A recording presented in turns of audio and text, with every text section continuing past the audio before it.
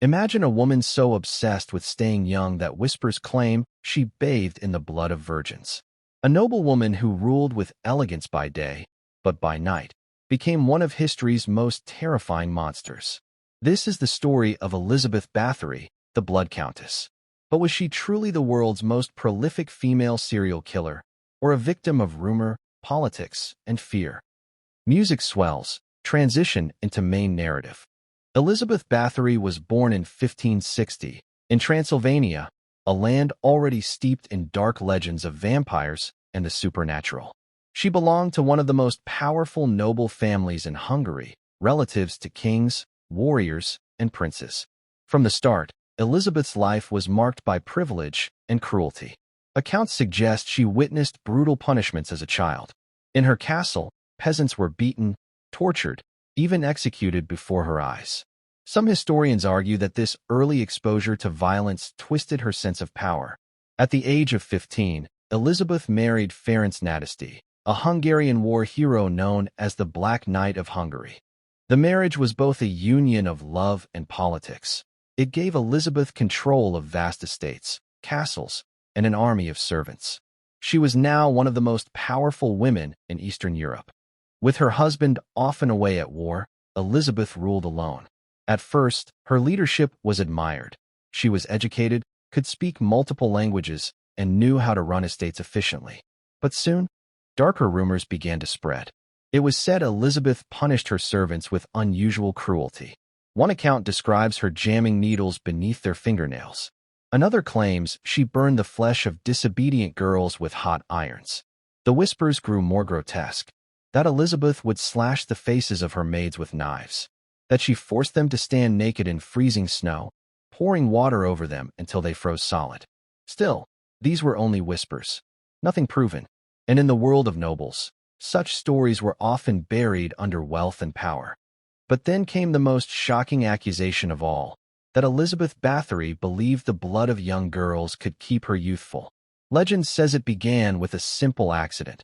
One day, a servant girl brushed Elizabeth's hair too roughly. Enraged, the Countess struck her, drawing blood. A drop landed on Elizabeth's hand, and she thought her skin appeared smoother. From that moment, she was convinced blood was the fountain of youth. According to legend, she lured peasant girls to her castle, promising them work. Once inside, they were never seen again. Elizabeth, it is said, slit their throats, drained their blood, and bathed in it. Historians debate whether these stories were exaggerations, but the legend of the Blood Countess was born. The numbers are staggering. Some witnesses claimed dozens. Others swore it was hundreds. And one sensational account put the figure at over 600 victims. Imagine it, 600 young women, vanishing into the walls of a castle. If true, that would make Elizabeth Bathory the most prolific female murderer in history. More deadly than Jack the Ripper. More terrifying than any vampire myth. But here lies the mystery. There is no physical evidence of these hundreds of victims. No mass graves have been found. No reliable records of their names. Only testimonies collected under questionable circumstances. For years, Elizabeth's crimes, if they were real, were hidden by her rank and wealth. After all, what were the lives of peasant girls to the nobility? But Elizabeth's hunger, according to legend, grew bolder. When she began targeting daughters of minor nobility, everything changed. These were not nameless peasants. These were young women with families, connections, and power.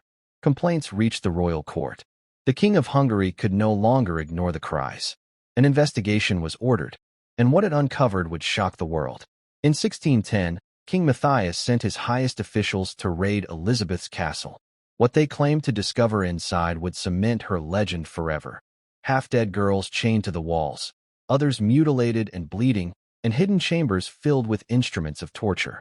Elizabeth Bathory, the noblewoman of elegance and education, was painted as a bloodthirsty monster.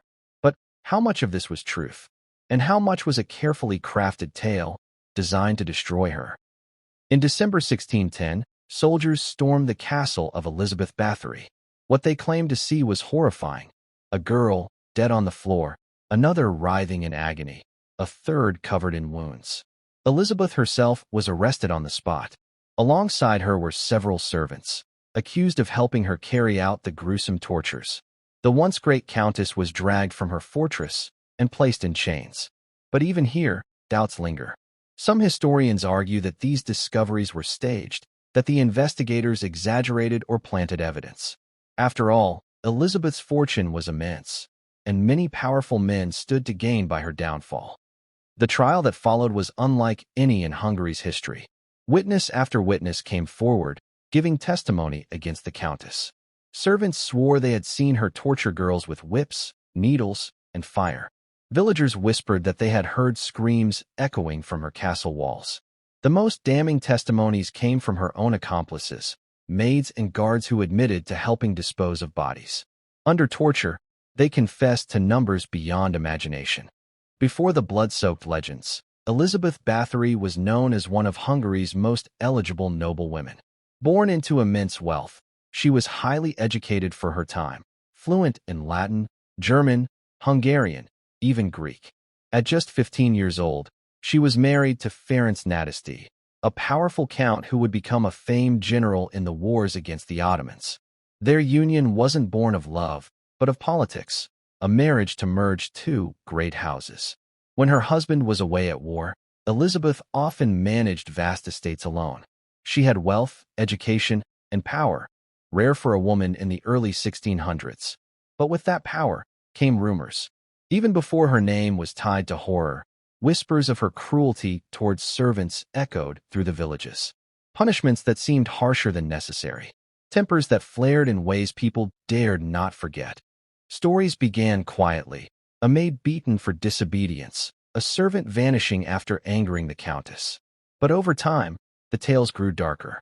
According to legend, one moment defined Elizabeth forever. A servant girl accidentally tugged at the queen's hair while dressing it. Enraged, Bathory struck her so hard that blood spilled onto Elizabeth's hand. When she wiped it away, the countess allegedly saw her skin appear smoother, younger. From that moment, rumor said she began to bathe in the blood of virgins to preserve her youth. Was this true, or a tale woven by her enemies? Historians suggest it may have been metaphor turned into myth.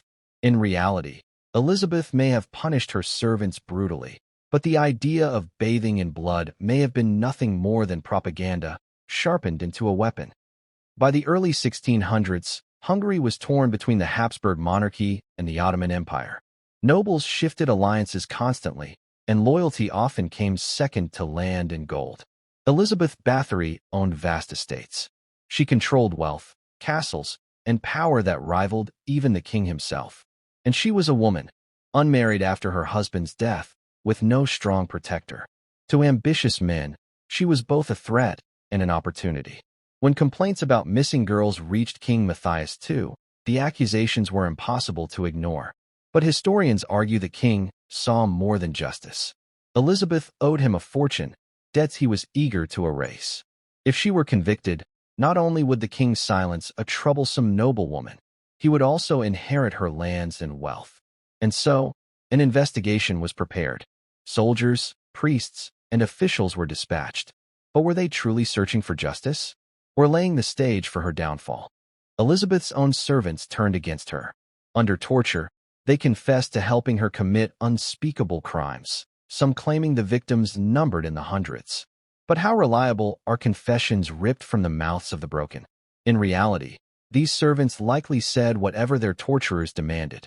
Their testimonies painted Elizabeth as a monster beyond imagination, ensuring she could never escape the charges. And so, betrayed by those closest to her and condemned by nobles who envied her power, Elizabeth Bathory, once one of the most powerful women in Europe, stood accused as history's most infamous murderess. Elizabeth was never given a trial in the way we would imagine today. Instead, she was walled inside her own castle tower. Her windows were bricked shut, her food passed through a small opening. For 4 long years, she lived entombed within her fortress. No court appeal, no chance to defend herself. On the 21st of August, 1614, she was found dead. Her body was buried quietly, the Blood Countess erased, but her legend only beginning. Was she a sadistic killer who tortured girls by the hundreds? Or was she the victim of one of history's greatest smear campaigns, destroyed by politics, envy, and greed? The truth may never be known, but her name endures, Elizabeth Bathory, remembered as both a noble woman of immense power and as the most terrifying woman in history.